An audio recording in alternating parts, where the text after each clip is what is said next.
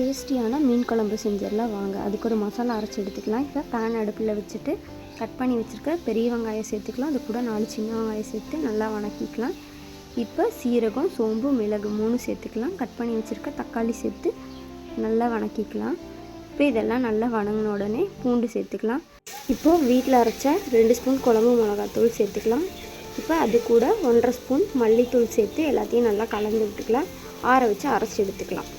இப்போ நம்ம குழம்ப தாளிச்சிடலாம். மண்சட்டி அடுப்பில் வச்சுட்டு தேவையான அளவு நல்லெண்ணெய் சேர்த்துட்டு ஹீட் ஆனதும் வெந்தயம் சேர்த்துக்கலாம். அது கூட கொஞ்சமாக கடுகு, கொஞ்சமாக சோம்பு சேர்த்து நல்லா பொரிய விட்டுடலாம்.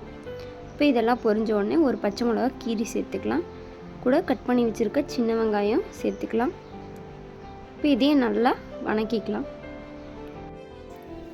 இப்போ இது நல்லா ப்ரௌனிஷ் கலர் வந்த உடனே நம்ம அரைச்சி வச்சுருக்க பேஸ்ட் எடுத்து ஆட் பண்ணிக்கலாம். இதை நல்லா கிளறி விட்டுடலாம். இப்போ நம்ம மீன் குழம்பு மசாலா ஒரு 2 ஸ்பூன் ஆட் பண்ணிக்கலாம். அது கூட வீட்டில் அரைச்ச குழம்பு மிளகாத்தூள் 2 ஸ்பூன் ஆட் பண்ணி நல்லா மிக்ஸ் பண்ணிக்கலாம். இப்போ தேவையான அளவு உப்பு சேர்த்து நல்லா கொதி விட்டுக்கலாம். கொதித்து வந்த உடனே புளி கரைசல் சேர்த்துக்கலாம். புளி கரைசல் சேர்த்துட்டு நல்லா கொதித்து எண்ணெய் பிரிஞ்சு வர டைமில் வாஷ் பண்ணி வச்சுருக்க மீன் ஆட் பண்ணிக்கலாம். ஆட் பண்ணி 3 மினிட்ஸ் க்ளோஸ் பண்ணி வச்சோம் அப்படின்னா மீனெல்லாம் நல்லா வெந்து வந்துடும். இப்போ நம்மளோட மீன் குழம்பு ரெடி.